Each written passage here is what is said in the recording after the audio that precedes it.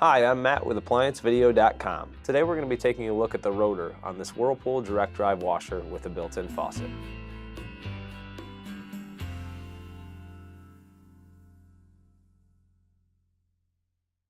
Stop. Before beginning any repair, always be sure to disconnect the power to the appliance. It is also recommended to test the outlet for proper voltage. Remember to also turn off the water. A defective rotor could cause an F0e3 error or an F7e9 error.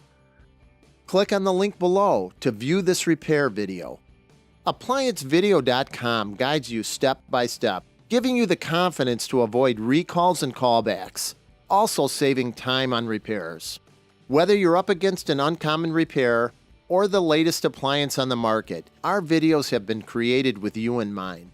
Our growing library of videos have been produced using our factory-certified technicians who have extensive infield experience over the past 30 years. ApplianceVideo.com provides high-quality repair videos that anyone can follow, regardless of their skill level. We are here to help. Click on the link below to view this repair video, and let us help you do it right the first time.